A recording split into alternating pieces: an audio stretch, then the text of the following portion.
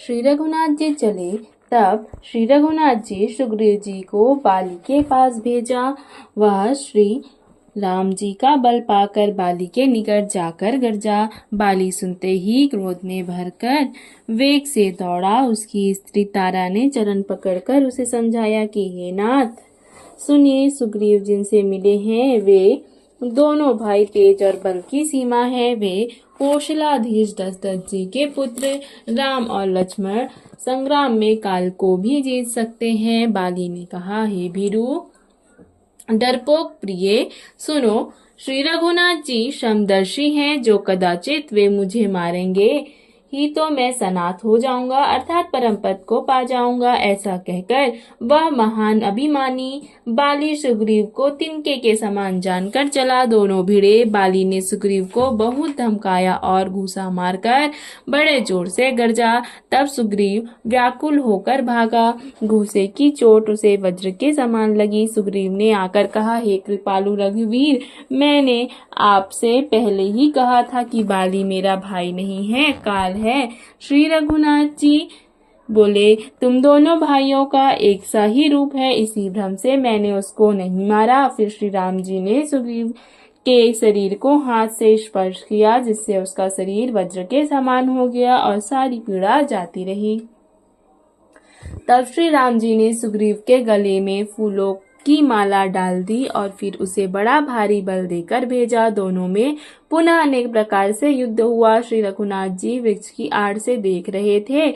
सुग्रीव ने बहुत से छल बल किए, किंतु अंत में भय मानकर हृदय से हार गया। तब श्री राम जी ने तानकर बाली के हृदय में बाण मारा। बाण के लगते ही बाली व्याकुल होकर पृथ्वी पर गिर पड़ा, किंतु प्रभु श्री राम जी को आगे देखकर वह फिर उठ बैठा। भगवान का श्याम शरीर है, सिर पर जटा बनाए हैं, लाल आंखें हैं, बाढ़ लिए हैं और धनुष चढ़ाए हैं।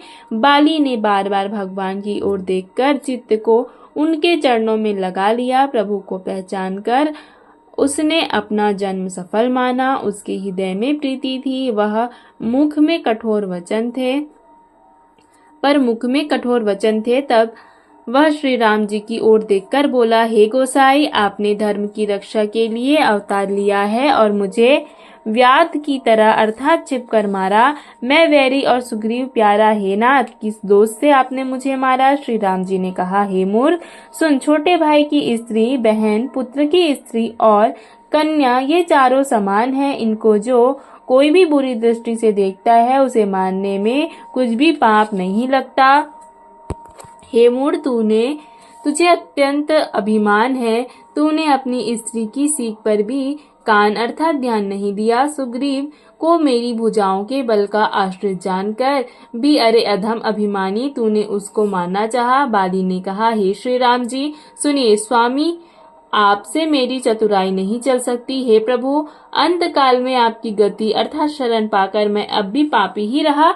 बाली की अत्यंत कोमल वाणी सुनकर श्री राम जी ने उसके सिर को अपने हाथ से स्पर्श किया और कहा, मैं तुम्हारे शरीर को अचल कर दूं, तुम प्राणों को रखो। बाली ने कहा, हे कृपा निधान सुनिए, मुनिगण जन्म जन्म से अर्थात प्रत्येक जन्म में अनेक प्रकार का साधन करते रहते हैं, फिर भी अंतकाल में उन्हें राम नहीं कह आता अर्थात उनके मुंह से राम नाम नहीं निकलता। जिनके नाम के बल से शंकर जी काशी में सबको समान रूप से अविनाशी गति अर्थात मुक्ति देते हैं, वह श्री राम जी स्वयं मेरे आंखों के सामने आ गए हैं। हे प्रभु, ऐसा संयोग क्या फिर कभी बन पड़ेगा?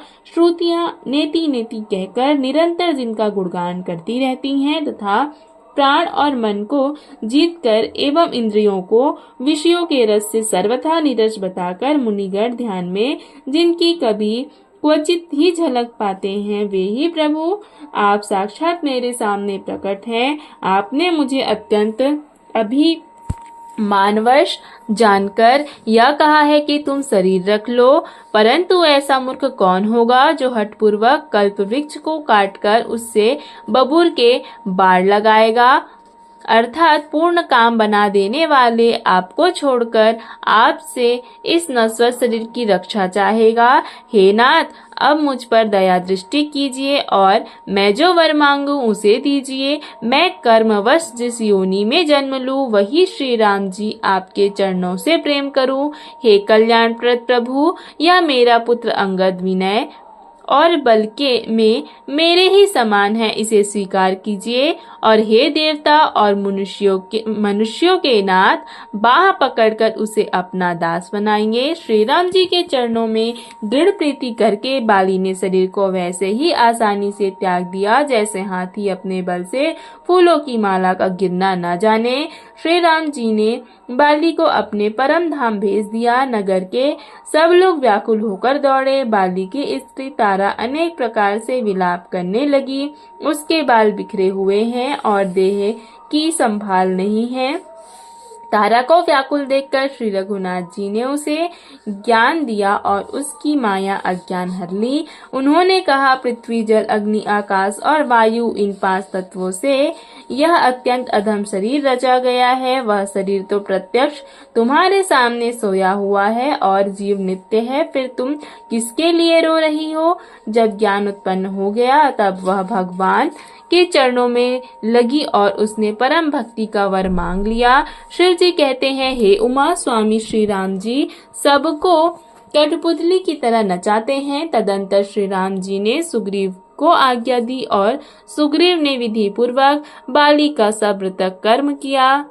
जय श्री राम।